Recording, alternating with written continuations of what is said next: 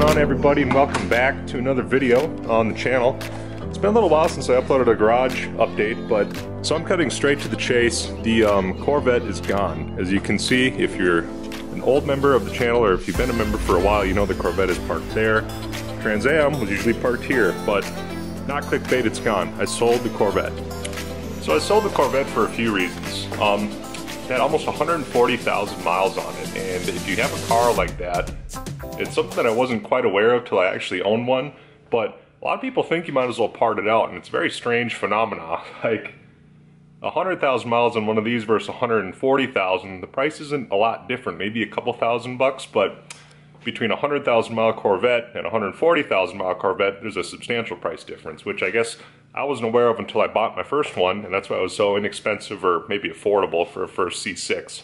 If you're a returning member, you know that this car's got a big cam and a bunch of UMI suspension modifications under it, and mostly the rear area. I did a video about the subframe connector installation, lower control arm relocation brackets, and a strut tower brace.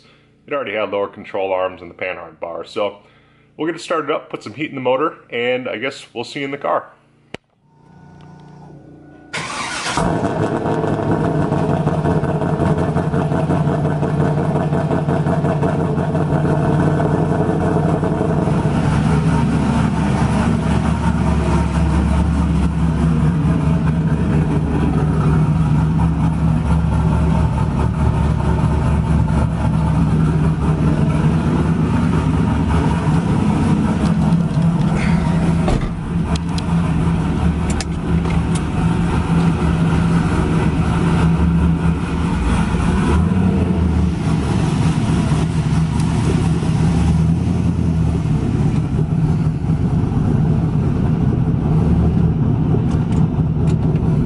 Shout out powerful Brian Tooley cams. Things sound awesome, make good power.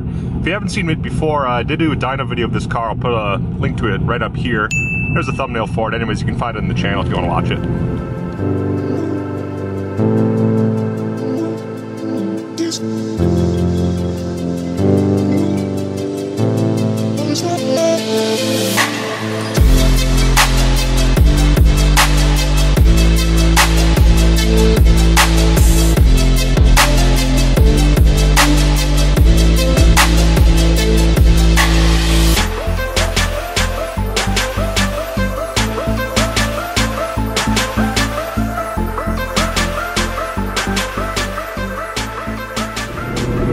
What's going on? Welcome to the car. We're going for a little drive to Menards. I got to pick up some stuff to work on the garage today.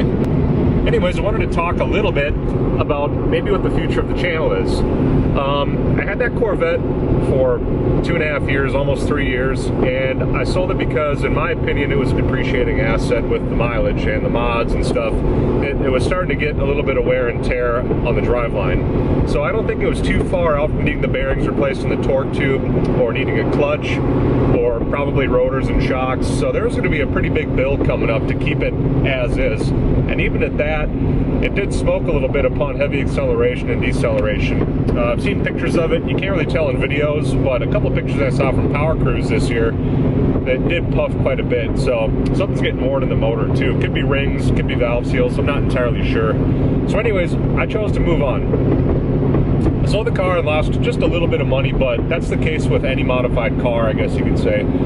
You don't really modify them as an investment. That's really bad advice. If anyone says you're going to make money modifying a car, they're wrong. Anyways, so I have a couple ideas of what I'm going to buy. It's going to be probably a 10-year newer car, a C7 Z51 option car, probably very similar color combination to what I had, or a C6 Z06. You know, for the money, you can get a C7 Z51 right now with low mileage, still has GM warranty for right in the 40s. Or you could buy a built C6 Z06, like heads, cam, all the aftermarket stuff you'd want, like long tubes, fast intake, lid on it, whatever you want to call it. It's going to be a little bit less money, actually. It's going to weigh less and be a lot faster, but it doesn't have a lot of the creature comforts, and it's not new like the C7. So if you have any opinions on what you would buy if you were in my shoes, drop a comment down below.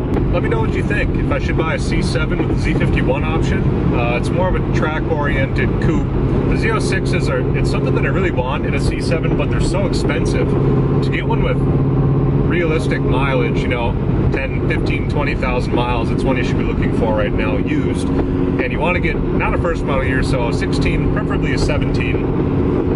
If you get a 2LZ or a 3LZ, it's going to be $70,000, and that's a really incredible amount of money. So I don't know that that's going to be what I get. It's more than likely going to be a C7 Z51 or a C6 Z06. Now, as far as the Trans Am goes, I don't think it's going to go anywhere. I really like this car a lot actually. It's not nearly as nice to drive as the Corvette was, but I just love it.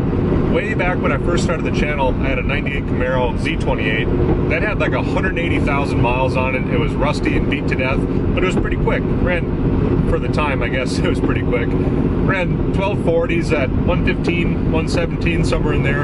I had a lot of fun in that car, and back in the day when I had it, this was a dream car. So the car isn't for everybody. They've got kind of a reputation as being mullet mobiles, and maybe rightfully so, but having a WS6 with a cam and everything like it's got, the F-bodies don't get cooler in my opinion. This is the car to have, and I'm going to hang on to this one, especially being a 6-speed car, a real WS6, having all the stuff I'd ever want to do to it done already. I mean, I could put a set of heads on it and a different intake, and it'll pick up quite a bit of power. So that being said, I'm not going to drone on and on about what I might buy. I've already said what it is. It's not in a clickbait video. It's just more or less a garage update. So I guess until next time, maybe enjoy some of this driving footage and burnout stuff that I've had over the years, last couple years from the Corvette. And I guess we'll see you next time.